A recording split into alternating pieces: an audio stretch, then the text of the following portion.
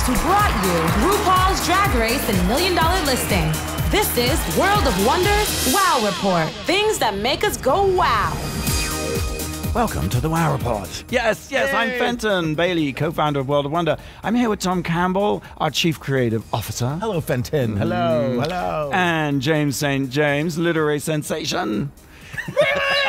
And Blake, our millennial producer. Hello, hello. So it's very exciting because it's our last show of the year, and as we careen into 2018... I can't believe it's 2018. Anyway, we decided... I can't believe the whole decade's almost over. I know. We're almost in the 2020s. Where does the time go? We decided to look back on our favorite stories, the things that made us go, wow, the most this year. The wowiest. The wowiest, yes. There's no real rhyme or reason. In fact, I think some of these choices are really quite perverse, but let's get into it. Wait, I think you're referring to me. Of course. Number 10. I did not see this comeback coming. I did not. If you had told me it was going to be an experience of my lifetime, I would have laughed in your face. What? Janet Jackson in concert, the Hollywood Bowl. Oh my God, take a listen. She delivered beyond my wildest expectations. Really? And let me tell you where I started. I saw, you know, first of all, Madonna has said recently, you know, Whitney's gone, Prince is gone, George Michael's gone. Like, she's the only one from the 80s that survived. Correction, with all due respect to Madonna, Janet Jackson is alive and well and slaying in concert. Now, this wait a is minute. A surprise. I do want to back up for a second, right. because her last concert outing did not do too well, and people were complaining that it was low energy and lackluster and everything. So yes. she's revamped it and she's come back. Yes, I'll even go further back, like the Velvet Rope tour or something. I got tickets; they weren't great, but I saw her in concert, and I thought, and I loved Janet music. You know, I loved her first 4 albums and 5 albums especially, and love it. It's a soundtrack of our lives, and you kind of forget about Janet. I don't know why, or underestimate her. But then I saw her in concert, and I thought, like, as a concert performer, she kind of disappeared because she's always in a troupe of dancers. Right. It was like Rhythm sort of circus theme. Yes. But it was like she didn't really pop, and I thought, and a lot of it feels lip synced, which we're all used to now. We all expect that. When we I'm get that glad kind of you warmed dancing. up to that. Yeah, Yeah. absolutely. So, with the exception of Adele and things of that And nature. Britney. So I went with kind of low expectations, not knowing. I'd bought tickets, you know, before she had the baby. She had put this tour out, and I bought these. You know, every now and then I'll be in bed with my cats, feeling sorry for myself. I'm like, I need to do important things, so I spend like $1,000 on some stupid concert tickets. Thinking I'm gonna get out of the house. I'm gonna go to Miami and see Madonna. I bought really expensive tickets to Janet. Of course, right? So you were up close. But then she canceled because of the baby, and I got my money back because I was like, screw this. Right. I was so on the edge about how good Janet was going to be. So then when it came back, I just looked a couple weeks ago on Ticketmaster. I got some really good box seats, not too expensive. I get there. It's the audience is gays. It's every single person you've ever met in your entire life. It's African American family. It's like generations of people. Janet like reaches out to all of us, and she comes out. She looks so good in this cape. Her hair is snatched up with this huge ponytail. What happened? Because she was looking a little like a little chunky for a while there. Yeah, I thought she would never recover from the baby. I thought she's 51, and I thought this is it for Janet. She's like she was. You know, I remember when she was married to her husband, and she was always in the long sleeves and everything for the Muslim garb. Is free from him. Yeah. She is a mother now for the first time, and she's changed. So she does the dancing. She just it's sort of, it's not medleys like short, but she does, like, you know, one hit after another, one hit after another. It's a third of the way through. She hasn't talked much, and all of a sudden they start playing When I Think of You. Doom, doom, doom, doom, doom, doom, doom, doom, doom, doom. And with her big ponytail, using the fan, she goes, "You guys, so many hits, and we're just getting started." And I melted because it was just like so confident. And then she said, you know, I recorded this one when I was 19, and you made it #1. And then When I Think of You, and everybody is dancing and singing and having the time of their life. Well, Billy, my husband went. Yes. I did not go. I know. Why would you not go? I just like you were nervous. The aforementioned. I was like, I don't need. And he and Tony and Jeez and Andrew, they all ended up dancing with Lisa Ling, who was so excited about it. She tweeted about it, about dancing surrounded by gorgeous gays. gays. It's thrilling. You're married to a gorgeous gay. Everybody was there. Everybody was there. It was sold out. I saw Janet Mock was there. I saw everybody. Every Janet was there. If you have any doubt, if she's coming to a city near you, you have to go. Janet Reno. This is a little bonus that we had in LA at the Hollywood Bowl, and it really is incredibly moving. So she ends with Rhythm Nation, and suddenly, she had these. I heard this. I know what this is. She had, 15 or 20 dancers all show. Now there are like 40 to 50 people on stage doing Rhythm Nation. They're wearing like state of the world merch, and they're in black hoodies, and they're all amazing. And you think like, oh, they must have gotten local, flash dancers or somebody to join to make it a big deal. And Janet says, you guys, I don't talk much. I'm kind of a quiet person, so bear with me. Listen, let me get through the story. She said, when I was a little girl, my brothers became famous, and they left the house, and I miss them so much because I love my brothers and I love my family. And then she says, at 9 years old, I started performing with my family, so I got to sing with my brothers and sisters, and that was great because I love my family. She was at 19, it was really bittersweet because I started my solo career, and it was amazing, but again, I was separated from my family. And you know who became my family? My dancers. We fought together, we lived together, we vacationed together, we went through lives and deaths and all these kind of up and things. She goes, and behind me are multiple generations of my dancers. Everyone behind her. Oh, so she had a dancing reunion. Oh my God. Hey, girl. Hi. Oh, it's working. He's got a RuPaul book. Wow. For those of you listening, we are have someone visiting us here in the window. Because you can watch this show on Wow Presents. Don't do it. On the Wow Reports. That kills my moment, but there was this incredible moment where Janet, she introduced every dancer. It was like she's 40 ever had people. Yes. And it'd be like, oh my God, from the Janet album, and you choreographed this, and you did that. And in 1989, 1992, 91. It was, how when they introduced the band, it's the worst part of the show, usually. Oh, it's endless, right? But this was endless. And on bass. But it was so beautiful because she was so touched. And Janet, who doesn't normally talk, the other thing she did a lot of solo stuff. She sat down on stools. She did like a medley of her slow songs. In the middle, she took off the big ponytail and she put on a big bun. And then she took the bun off and she put on the big ponytail. Anyway.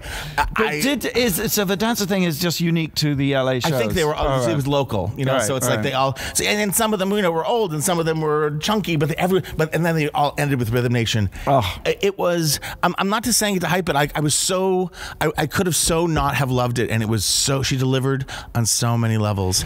Well, that's funny. I saw Jane at the Hollywood Bowl, and you saw Janet at the Hollywood Bowl. We did indeed.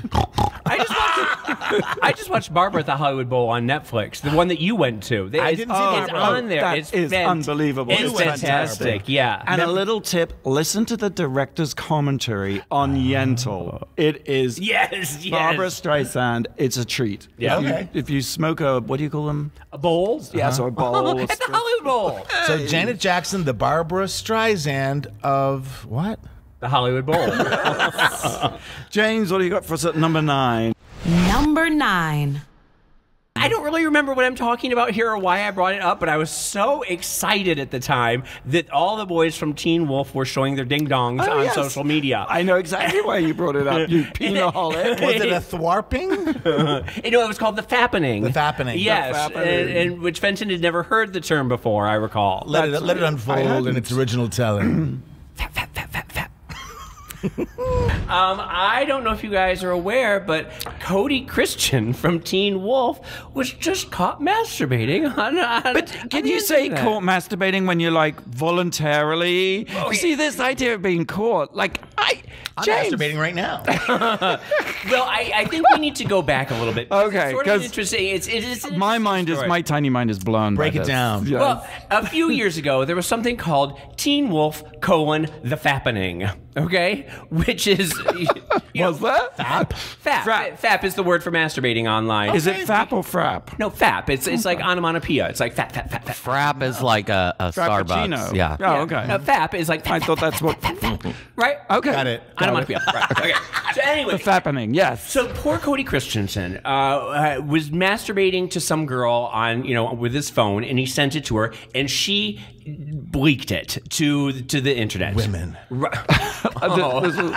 This was a long time ago. This was a couple years ago, and at the time, it really upset him. And he was Hollywood Life said that he was absolutely mortified, embarrassed, and furious over the video leak. To say he was pissed would not even do justice to the level of anger that he felt right now. He was experiencing humiliation. He didn't want to leave his house. He just stayed home all day and masturbated. Well, but he was going. But he was going to leave the show. It was really a breaking news. So, but then what happened right afterwards? Yes. It's interesting because Ryan Kelly, one of the people on the show, he had a leak, and all of a sudden his masturbating video went wide, so to speak. And then right after that, the huge star of the show, Tyler Posey, had a leaked masturbating video. Okay. And so people. So is this the fappening, all three of them? Yeah, the fappening. Okay. It's like the happening. Happening. Like this trio of stars from this one show all had these leaks at the same exact time. Right. And people were saying that they did it as a show of solidarity to show that this is right. No shame in masturbating. There is absolutely no shame in this. And if you got a good body and a good penis, why not put it out there and show everybody? And these is a show of friendship and to show support for Cody, these other two stars of the show. Romance. Yeah, it is sort of a show. And the show is famous for, I don't know if you've ever watched Teen Wolf, it's famous for these hot guys. Yes. They're all twinks, and it's very romantic, and they're famous for their queer baiting, in which it's like they're always teasing that these boys, they're always making googly eyes at each other, and then nothing ever happens. And the fans have always been furious about that. They used to work out at my gym. Oh, well, lucky you. But they were saying that this is a way for them to break the queer baiting, because the fans were so furious about it. And so as a gift to their gay fans, they were doing this. And it sort of speaks to the fact that we are in this age where there is no shame in men, jerking it on a camera. Yeah. And when you look back on some of the people, when you think of the Justin Bieber, who was proud of the fact that, remember, his penis I haven't seen him fappening. There's a reason. Did he fappen? No, but he was walking around, with a heart on. And he was happy about it. He loved it. And, there have been nudes of Orlando Bloom. There have been nudes of Dylan Sprouse, who masturbated from Riverdale. Diplo, Josh Hutcherson, Kanye, Mark Jacobs, Prince William, Colin Farrell. Prince William? What? Stop. What? No, Prince William, there's the famous thing. Vegas? No, where he's peeing, and they're filming him as he's peeing. I don't know if you've never seen that. That's a different category of porn, but whatever. No, it isn't. It isn't a different category of porn, because the fact is that in the 2010s, it's the men and their penis, and there's no shame. And when Prince William was peeing, it was like, I was peeing and you got a picture, it's no big deal, whatever, move along. River Viperi, Drake, Greg Sulkin, who came in here recently, remember you interviewed him for the Menendez, the boy with the big lips. Oh. He has a big fapping video out there, and it's fascinating. It's just fabulous. Okay. Well, we should aggregate them, right? I would say Amber Rose has the slut walk to knock down the shame of slutting. You should start the fappening walk. Yes. But we were talking about this the other walking day. while masturbating. Sure. Oh, yeah. No, but we were talking about this the other day, and we were just saying that in our generation, there was a great amount of shame. I thought I was going to hell because I masturbated because I was Catholic. Right, let alone on camera. That's just it. Would you have ever shown your penis to anybody on camera and taken pictures? And that is just, they say that like 90% of high school kids are doing this now. Okay. But and it's a good thing, you're saying. I'm saying it's a great thing. They take agree. away the shame. Okay. But would you have ever done it? No. When you were hot and when you were young and hot and had a cute little body. Still hot, still cute body. No, he is. No, I mean, hot body. In my day, we only showed our penises in restrooms with other gay men near the urinal. We had class. Would you, James? I mean, rhetorical question, I'm sure, but like, would you? Well, when I think about some of I mean, I had body shame when I was a teenager and in my 20s, and yet when I look back on the pictures and I'm in a jockstrap and heels and a little cutoff T-shirt, like I probably would have. I had a hot little body and I had no clue that I had a cute body. But wow, that was pretty great. Thank you. I think I want to talk about a different kind of erections. Number 8.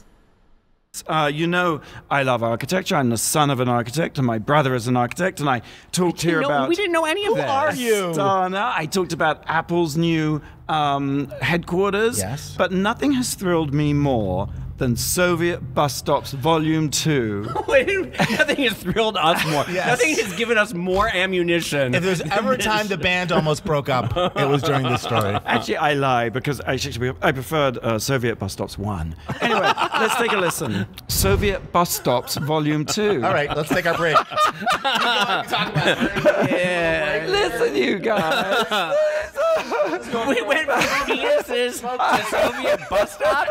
We really cover the waterfront here. I will tell you what. You don't know what you are missing. To Z, we are. I want to talk about Soviet Bus Stops Volume 1. It was a Kickstarter. Wait, is it Volume 1? Where's the Volume 1? Photographer Christopher Herwig, in 2002, he was biking from London to St. Petersburg, and he challenged himself to take a new photo every hour on his journey. But he discovered along the way these amazing bus stops. And here's the thing. In its latter days, the Soviet Union, was very strict about architecture and aesthetics. So architects were continually... which we've talked about before. Right. But it was all a bit locked down and in support of... But no one bothered with bus stops. So you had these young design students creating these amazing... It was a place for self-expression. Baroque, brutalist, fantastical bus stops. Some of these bus stops, because the bus network wasn't all it was supposed to be, were in the middle of nowhere with no connecting roads. But there are giant birds, there's giant eggs, there's huge rocket And the ships. government had didn't care. No one minded. They was like, it's just a bus stop. Somehow they escaped the purview. Right. And so there are these 2 volumes published by Fuel Books, all taken by Christopher Herwig, of Soviet bus stops. And these are like in the middle of Mongolia, in the middle of like he went to Kazakhstan, Turkmenistan, Uzbekistan, Kyrgyzstan, Tajikistan, all the stands. Moldova, Armenia, Kardashian. Abkhazia. In Abkhazia, he was actually held up at gunpoint and accused of being a spy. So it wasn't a safe thing to, it sounds nerdy to go and take pictures of bus stops, but he was risking his life to do this. And I can't recommend it enough. It's a fantastic book. It's a picture book. It's actually like flicking through a couple of hundred postcards. So there you go. That's fascinating. Yes, and this book, Volume 2, represents the most comprehensive and diverse collection of Soviet bus stop design ever assembled. I'm sorry I mocked you. I am getting closer to being sorry that I mocked you. These are I'm gonna Google. I would have thought you... No, I'm absolutely You're fascinated. interested in all kinds of erections, James. I'll tell you something, because I have a book on subways of Paris from the not from the Baroque period, but from the Art Nouveau period, and it's just, they are fascinating when it's just like you have these books about these like minutia. I saw Soviet bus stops, and I don't know why it didn't capture my attention. But your description is beautiful. These are amazing erections. Maybe that will interest you more. We have to take a quick break, but I've got a little trivia question for you guys. Okay, so in 2017, Pantone's color of the year was greenery, symbolic of new beginnings. Well, we know how that worked out. What is their color of the year for 2018? You're listening to Wow Report on Radio Andy, Sirius XM. You're listening to World of Wonders Wow Report. Things that make us go wow. And we're back. I'm Fenton Bailey here with Tom Campbell and James St. James and Blake Jacobs. Hi. We're sort of revisiting our favorite stories since this is the last show of the year. The stories that made us go wow the most, the wowiest stories. So before the break, our question was 2017 Pantone's color of the year was greenery. Right, I remember that. 2016 was radiant orchid, and 2015 was that sort of muddy burgundy color. I can't remember what it was. Okay, that's good to know. Masala, yes. So what is the color of the year for 2018? Could it be a brown of some sort? No. I'm going to guess millennium pink. Millennial pink. Millennial pink from the millennial producer. I'm going to say cocoa brown. I'm going to say dusty rose. I am going to reveal to you that it is ultraviolet. Oh, I love it. They say inventive, imaginative, ultraviolet lights the way to what is yet to come. How about that? Well, that's better than ultraviolent. Well, I think they're inciting violence. I think it's a so call too. to revolution. And they said, that enigmatic purples have long been symbolic of counterculture. Prince, David Bowie, and Jimi Hendrix brought shades of ultraviolet to the forefront of Western pop culture. Stephen Sabin always used to tell me that people who wore head-to-toe purple were always insane, that was a sign of insanity. I mean, I think they're inciting revolution. I think the other thing about ultraviolet is it's purple, which is the color that emperors wore. Are they trying to say that Trump is really the emperor and insane? How is it from that orchid color from a few years ago? It's more intense. It's more vivid. The orchid thing is slightly pale and passive. This is a little bit, you know... No, the orchid was more pinky, I think, than this. Number 7. Another comeback this year from another diva who was so big in the 90s, who is having... 2017 was her year. I can't wait to see what happens in 2018. Celine Dion. Listen up. The thing that made me go, wow, this week, one of the top things, is just Celine Dion. And she's having a renaissance everywhere, but what really sort of blew it up in the last couple of weeks is her Vogue photo shoots and the video on Vogue.com. Have you seen it? Yes. Now, it's coincidentally or not, it's 20 years since Titanic, which was probably the height of Celine Dion before, right? That's why she had hits before that, she had hit after, but she was on the Oscars. She wore the suit backwards on the red carpet, and then she hit her chest, you know, which people thought was so outrageous then, which is such a small thing when you watch it back. But, you know, and then I guess what sort of, to me, when she started coming back into my consciousness, and I know you're big fans, you've seen her in Vegas many times, is that right? You and Billy? Yes, Have you seen her in Vegas? I have not. Let's do it. So she, but it was the passing of Renee, her life partner, and that footage of her in Canada, which I think we talked about a year or so ago, where she was in black, and she had a red, and she was in public, and she was by his coffin, I believe, and it was a public viewing, and it was theater. Yes. That was extreme and... But heartfelt and genuine. Yes. Totally. But we just realized that that's who she is. Yes. She is. Yeah. Mad as a box of hatters. Just gloriously Campus extravagant. Christmas. Campus Christmas. Yes. What's not to love? But even those things, I just think genuine and odd and owning it in a way and comfortable in her own uncomfortable skin. I didn't get Celine until Billy dragged me to it. I was like, why am I here? And then it washed over me with and see her in this couture is like, it's like a gâteau, right? It's like just eating slice after slice of delicious gâteau. Well, but the interesting thing is for so many decades now, she's always just been like a hair off. She was never really quite made. But all of a sudden now, like she was always like a little quirky and a little strange, and we didn't always understand. You could get your gay hands on her and readjust the hat or something. Or something was always a little off. But now she is just like perfection. Just like all of a sudden she has just found her niche, and she's been walking the streets like every day. There's new paparazzi pictures of her, and just these increasingly outrageous outfits, and she just wears them with such élan, such style. You do want to burst into French, don't you? You do. Because the documentary of her life, she's made several documentaries, but the relationship with her husband and her son is so And her son is all of a sudden really cute, too. Yeah, yes, adorable. They were in the Billboard Awards last year. Yes. But I mean, and I'm not a fashion guy, but it's Christian. She's wearing Christian Dior, Valentino, Chanel, and others, and headdresses, all in this photo shoot that happened in Paris. Julian Dice is the one who did the headdresses, who are just absolutely fantastic. And she's in like some Margiela. She's also doing some Galliano. But I mean, you think of today's pop stars.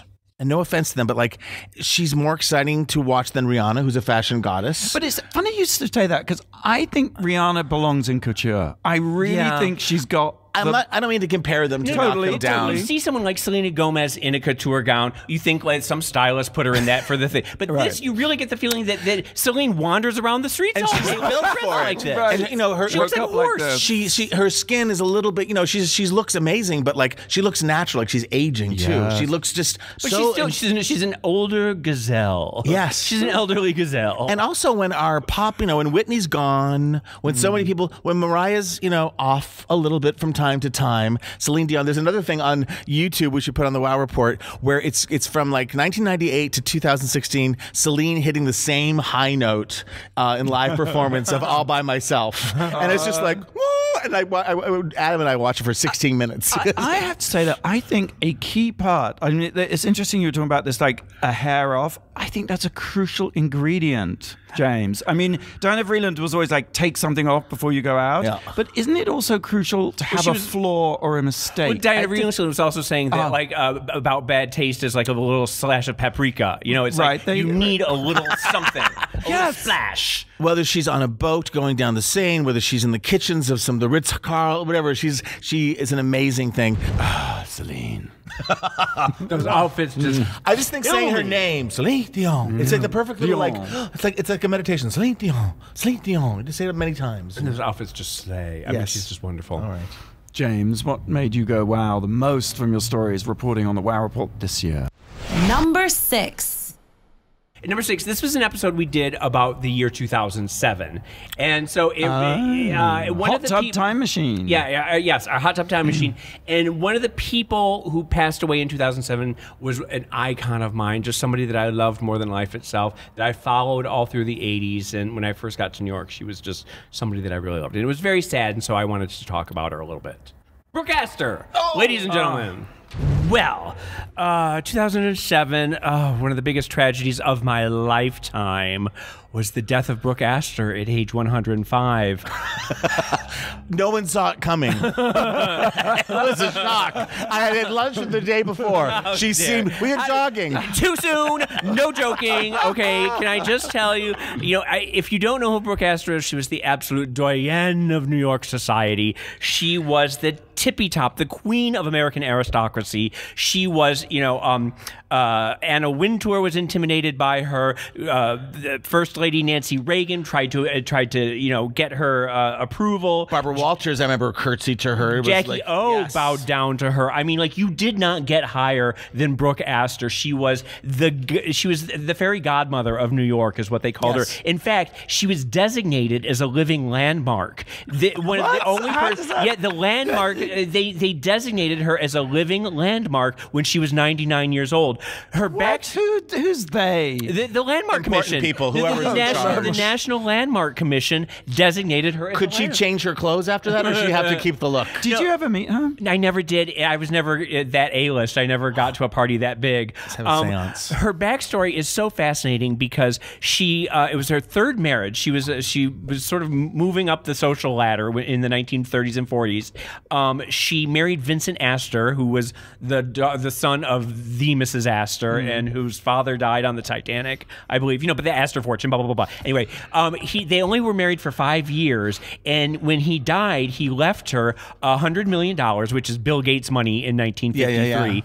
And he told her, he said, your job is to give away every single penny in your lifetime, and I want you to have as much fun as you can doing it. Wow. And she said that she used to say that money is like manure, it only works if you spread it around. Nice. And she was famous for the public library, the New York Public Library. She took out from ashes and built it back up to where it was. She used to she was very famous. It was like the Queen Mother, where she would go to Harlem or the South Bronx and she would be dripping in diamonds and furs, and people would say, why are you dressed like that? And her quote, I'm going to say, she said, if I go up to Harlem and I'm not dressed up and I'm not wearing my jewelry, then people feel I'm talking down to them. People expect to see Mrs. Astor, not some dowdy old lady, and I don't intend to disappoint them. I like that. And it's like when the Queen Mother would visit during the Blitz, and she'd say, they dress up for me, so I dress up for them. Right. And that was sort of her the way she lived her life. Can I ask a question? Yeah, sure.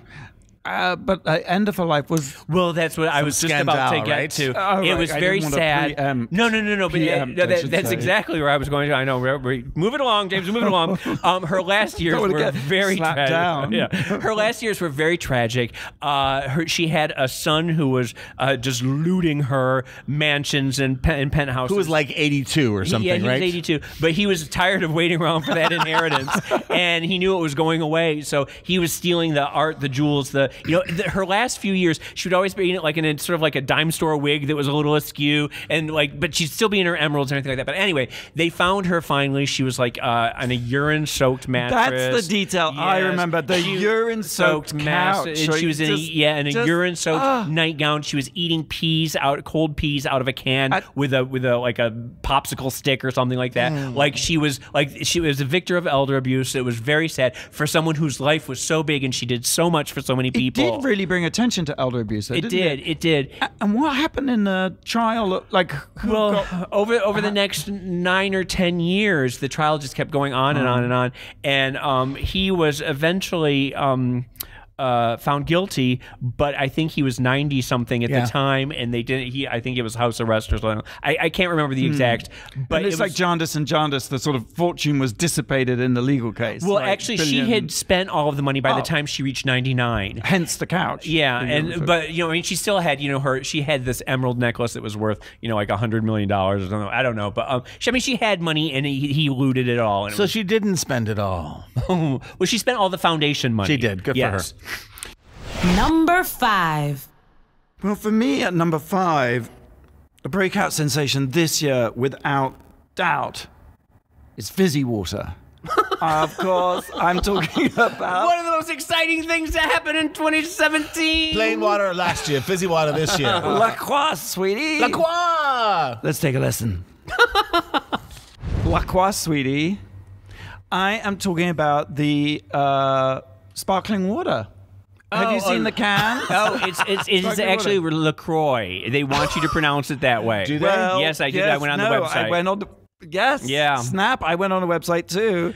It says, how is LaCroix pronounced? LaCroix rhymes with enjoy. I am sorry. I am not calling it LaCroix. LaCroix, LaCroix, sweetie. That's how it works. I mean, it's like Target for Target. They need to get with it and change it up. I mean, I sort of vaguely noticed LaCroix sparkling water.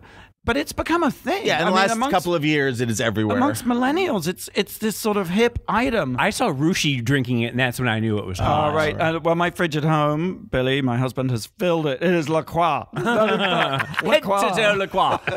And La Croix comes in interesting flavors. But I think sort of part of the mystery of it is, I mean, look, sparkling water... That is not a new thing. I mean, we had seltzer water. Actually, by the way, what is seltzer water? Because I came to America and we never had seltzer water in England. It's just sparkling water. Yeah. And carbonated. Club soda. What's the difference between seltzer water? There is no. I think one might. Yeah, there's no difference. So that was fizzy water in the 60s and 70s, and then Perrier and Boudoir was naturally sourced. And Perrier was naturally sourced. Right. The others might be like you make it. Yeah. But now it's all about La Croix. And well, they all drink Schweppes in the New York Radio Andy office. Oh, that's right. Because Sandy is Bernard. always like working hard for a Schweppes. And they won't send her any Schweppes. No. She should start working on Do you think we'll get La Croix. Will we get some La Croix? Sandy Bernhardt is fashion. She should get La Croix. But the thing about the can is it's got this... I mean, it's funny you mentioned John Jurdy and the whole look for the Olympics 2028. Yeah. Because the La Croix can...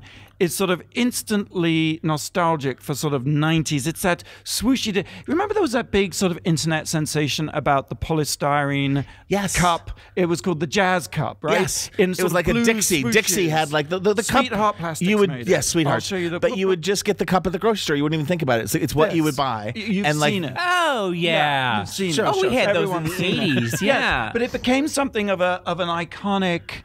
That's exactly what I was thinking about for LaCroix. It is, because right? It takes you back. To me, that's tacky. But now tacky is retro, so it's cool. It's that sort of anodyne, corporate, don't want to offend anyone. What shall I do? Swoosh, sweetie. Swoosh. Approved. The committee approved it. Right. You know that. It's the equivalent of the Greek diner cups, remember, in New York? Yes, with a little... Yes, it is. It Where it just really is. when you see it, it immediately takes you back to a certain place. And LaCroix, I mean, it's just tap water that's been carbonated. Totally. Do you have? And you know what? Carbonated water is not good for you. As much as you're supposed to drink water. water. They say it's lovely. Oh, why? No, it eats away at your teeth. Yes, it's sort of the same way that soda kind of has that same quality, and soda has sugar and stuff too. But to hydrate, you really need to drink water because it's salt. It's basically got a lot of salt in it, doesn't it? I just don't say that. Alkaline. I know when I'm a Pellegrino guy, and I drink that, and I know that after I drink a bunch, I'm still dry. I will just say, because I'm getting the wrap it up sign, that so trendy has it become that there was recently an art opening by the street artist, I don't know how you say this, FNNCH, and he painted exactly like the Warhol soup cans, same size, 9 LaCroix cans. And the art opening was a sensation. It sold out. You had to buy tickets to go to the opening. Isn't this fantastic? And we're all a little bored, aren't we? Anyway, I'll just tell you that the name La comes from the city of La Crosse, Okay. And Croix refers to the St. Croix River that flows between Wisconsin and Minnesota, which is where it's from. It started in 1981. How do you like my bubbles? Did you ever hear from them? Do we have a sponsorship? Is there something looming? No, it's been like Sandra Bernhard and Schweppes. It's a conflict. But at least there hasn't been a cease and desist. I think it's good to know this. It's LaCroix, not LaCroix. Yeah. In the story. LaCroix. Right, we have to take a quick break. When we come back, we'll continue with our countdown. I have a 2017 question for us. I do have a question for you. Little trivia. Okay, so 2017 was the year of the rooster. Okay. The big cock. Yes, I was just waiting for you to say that. So what is 2018 going to be? You're listening to the Wow Report on Radio Andy, Sirius XM. You're listening to World of Wonders Wow Report. We're back, and this is our sort of end-of-year show, and we've been counting down the top 10 things that made us go, wow, the wowiest of the wowie. The wowiest of the wowie. The question before the break was, 2017 was, in the Chinese calendar, was the year of the rooster. Yes. So what is 2018 going to be? Well, I feel like we just went through the year of the monkey or something like the year before. So you're going to take I'm going to monkey say off the year of the table. horse. I'm saying donkey. I'm saying the year of the ass. Rat. I'm pretty sure it's not rat. I think it's year of the pig. Oh, and by the way, I really don't know the answer. So, Blake, Okay. can you look it up? Well, I didn't want to cheat. 2018 is actually the year of the dog. Good news, James. The Chinese New Year isn't until February 16th, so you still have some time to get some rooster in ya. Okay, what have we got next? Tom. Number 4. You know, earlier this year, we did, based on James's list of the 75 albums that a gay man must have. The essentials, know about. yes. And old school. We're talking like vinyl. Number 1 was Judy Garland live at Carnegie Hall. And it's an essential. It's a an classic. essential, and it was fun talking about. We got really, really queer, and I don't mind. Take a listen. Judy at Carnegie Hall. And Why? Why? Okay, I'm going to go first, then you're going to go first, because we got another 35 minutes before we do this. Judy, at this point in her career, was pretty much of a has-been. She couldn't be counted on to show up for her gigs. She bloated up. She gained weight. The voice is gone. Tried to commit suicide. Yes, and people didn't want to book her because she was unreliable. She wouldn't show up for gigs. And in this moment in her career, it was do or die. 62? 62. She gets on stage and something clicks. And she's the old Judy again. She is a force of nature. I've always tried not to be a Judy Garland fan because I thought it was too gay growing up. Right. But I am the biggest Judy Garland fan, and we all are. Yeah. And the first time I listened to this album, it was on CD. I was listening to it like the unabridged version on the way to Palm Springs, and you can hear the audience like rustling around. They're nervous. Everyone is nervous as it's happening. And that she gets on stage, she opens her mouth, and she brings the motherfucking house down. Song after song after song. She's singing like she's drowning, and the notes are oxygen. Yes. She is reaching for it, okay? Nobody has ever held an audience in thrall like she did for this one performance in which she is singing to live. She's singing for life. This is the end of her life, and she's clinging on with everything she has. That's Judy's magic. That she is. Did she know they were making this into an album? Probably. Probably. But that sounds jaded of me to say. No. Right? It could have gone very wrong. There was lots of times Judy Garland did not rise to the occasion. She didn't do it. But this is one of those things where nobody, not Beyonce, not Amy Winehouse, nobody has ever recreated what happened that one night. And it had all of the pathos of her life and despair mixed with that she still had, unlike Whitney, and even unlike Blake, she still had the pipes. At the end of the breath, she could still belt it. She could still hit the note, but you never knew if she was going to. Yeah, and that's just it, because she's taking you on this ride, and is she going to hit that note? Is she? And then she hits it, and you just erupt. Yes. Everybody just like, she did it. Because you're wishing that she's going to be. You're hoping that she's going to do it. And the thing that amazes me listening to it is the sound of the crowd. around. Yes, the ecstasy. All I can imagine is there's a bunch of closeted queens in suits, a lot of Mad Men queens, Wally Coxes, right? Sitting there, and you're like, like you literally hear applause, but you hear like,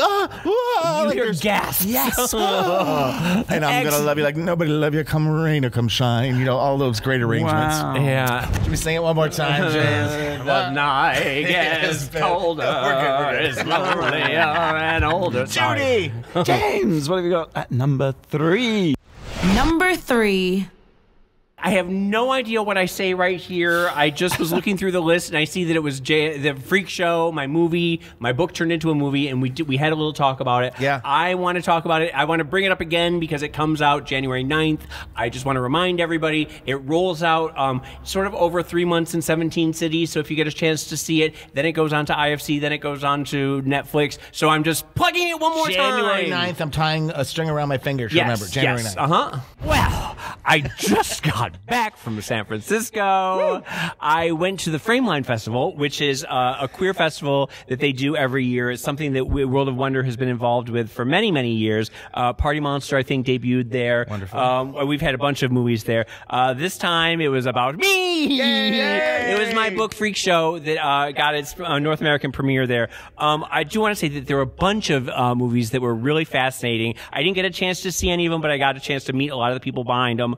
There was The Death and Life of Marsha P. Johnson premiered there, which is going to Netflix, about the great drag queen at Stonewall. Really fascinating. My Friend Dahmer premiered there, which is about Jeffrey Dahmer in high school. Is played by Ross Matthews. Ross Matthews. Ross Matthews is Jeffrey Dahmer. Ross Mitchell, I believe. Teen Beach Movie. Yes, he's a Disney star who is doing the blondie one. Yeah, I love him, and he's trying to go. He's going for more meatier roles now. But Todrick Hall, Behind the Curtain. Todrick Hall has a movie there. I did not know. It's about Todrick's journey when he first started making the Oz one. What is that? Straight Outta Oz. Yeah, Straight Outta Oz. That's it. Which is fascinating. And it's sort of the behind the scenes of that. So Todrick was there. I feel the need to direct you. I want to know more about your movie. Wait. I want to say real quick. All right. There's 3 other movies that there's Alaska is a Drag, which is not about Alaska Thunderfuck. No, it's about the Alaskan drag scene, which is absolutely fascinating. And 2 movies which are getting a lot of buzz. One is called God's Own Country, which they say is the next Brokeback, and watch it come Oscar time. People are going bananas for this. And another one is called Handsome Devil, that takes place at a boarding school in England, and it's really, really hot, right? Anyway, this is my movie. Your book. You wrote a book. I wrote a book. I wrote a book a long, long time ago. It took 10 years to make it to the screen. Amazing. It stars Bette Midler, Laverne Cox, Abigail Breslin is in it. Alex Lothar, who plays the me character, absolutely fantastic. It's a role that will define him for generations to come. It's a breakthrough role. It's really a star-making role. What's it called? It's called Freak Show. I'm so sorry. I'm going to help you through this. And what's it about? It's about this. Well, it's funny because when I wrote it, it was about this little drag queen who's sort of beaten up in high school, and he runs for a prom queen, right? And at the time, that was science fiction. That hadn't been happening, and since then, it's happened an awful lot. And the whole idea of like the bathroom bills and everything like that. When I wrote it, it seems more relevant now in the Trumpian era than it was. And the audience really got that. I was really nervous. I went with Trudy, who's the director? Trudy Styler, Sting's wife. She is a force of nature, right? Yeah. This movie had been bouncing around for like 10 years trying to find a home. It went to Flower Films, which is Drew Barrymore, and Flower partnered with Maven, who is Trudy Styler. And we had another director, and when he fell out, Trudy said, I think I want to try directing. God bless you, and Trudy. The minute Trudy said it, it just happened. Like 2 months later, we were filming. Like this woman, like gets shit done. Yeah, okay. Well, so she arrives, right? And she is wearing this pink lame Gucci that is one big accordion ruffle print, like going all the way at down. the film festival. At the film festival, right? She's wearing these diamond Dior shoes. And when she gets up on stage to introduce the movie, that's Pink Saturday, right? The day before our Gay Pride in San Francisco. We were so nervous that nobody was going to come because we thought, what San Francisco audiences. We didn't know. Right. There was a line going around the block. It was standing room only. The Castro Theater, one of the biggest theaters in the country. Where else would you ever want your movie to premiere? Exactly. 2 levels, it's standing room only, and the audience is just rapturous, just absolutely wonderful. She gets up on stage to do it. The spotlight hits her, and it's like a giant pink disco ball. The audience gasped, and from that moment, she had them eating out of her hand. She was absolutely. She has a very sort of posh British accent. She knows everybody in English. She knows everybody everywhere. Interesting, because I was really worried about it, and I didn't know how people would react and everything like that. But the audience, I mean, they laughed in all the right places. They applauded. It was like a big standing ovation at the end of it, and it was just an exciting thing, and I loved every minute of it. Thank you for sharing that. I'm so excited for you, James. That's so wonderful. Freak Show, ladies and gentlemen. Ouch. I can't wait to see it. I'm really excited. Number 2. Okay, so my number 2, I feel really, James, you should have covered this story. I mean, it is the perfect story to illustrate fake news, not because it is, but really because it's completely unbelievable. Let's listen. I just read a story in the LA Times last week. I'll just read little bits of it. It's about the flutes around the world, right? Which I will just say, it's children, it's LA kids. The initiative aims to connect young students in Southern California with underprivileged counterparts in the Philippines through a simple round of arts and crafts. But this past week, the program became ensnared in a grotesque scandal that has left parents and educators horrified. Parents are panicked, and school officials are struggling to determine how many students may have come in contact with the instruments. I guess now we have to reveal what it is. Bury the lead, yeah. Semen tainted flutes. Somebody was masturbating on the flutes, in the flutes. Something was going on with the damn flutes. Fucking the flutes. And then these semen tainted flutes were sent out to children. These poor kids in the Philippines are just tooting away on these semen tainted flutes. And what the hell is going on? What's really happening? I can just assure you, per the LA Times, no children have been sickened as a result of the nauseating discovery. Because you can't really get sick from dried semen on your flute. I'm quoting the article again. Public health officials have said it is highly unlikely that a sexually transmitted disease or other illness could be contracted by touching dried semen. The 3 of us know that. Last quote, local police have asked parents whose children received flutes from the program to place them in a sealed brown paper bag and bring them to the nearest police station. Like porn. I mean, put them in a brown paper bag. Send them to me. I will lick the damn flute. Why does this story make me sick to my stomach? Well, we've tackled some really interesting topics here. This one really, I don't know. There's something about... The piece was written by James Quealy, the LA Times, and I was like, I just banged off an email. I was like, this is the most extraordinary story. Do you know any more? And he very promptly replied saying he doesn't know any more. But because at first when I read it, I thought the LA Times had been hacked and that the whole thing was a prank. It feels like The Onion, yes. I mean, it just feels dirty onion-esque, exactly. And the timing of it, because the timing, of course, was the same day or virtually that Harvey Weinstein and the pot plant. The potted plant. The potted plant. Teaser. This sounds like a story that Fox would run when there was some kind of national emergency that made conservatives look bad. Oh, like Hillary in the emails when they'd be like, the world is burning down, and they're like I won't even say it out loud. Proof of Donald Trump's collusion with Russia. Semen tainted flutes. What? Are you praying that you don't go to hell? What are you doing? Right, and I'm ready. You know, mystery surrounds this story. I emailed the LA Times reporter for an update, but he hasn't gotten back to me yet. So perhaps in a few years there'll be a 6-part true crime series. Tom Campbell doesn't want to have anything to do with this story. He removes himself from this lewd. Oh, is that what you're doing? Yes. Oh, of all the stories that we've done, this is the one. This is the straw that breaks the camel's back. It's about flutes and children and dried. You know, you were the one just talking about fluids in the peach pit the other day. I just think sexologically speaking, it's so interesting. It's like, what would possess you to jerk off into a flute? I'm not quite sure how it's working sexually, you know? Anyway, moving on. Wait, you've never masturbated into a musical instrument before? I can't say that I have.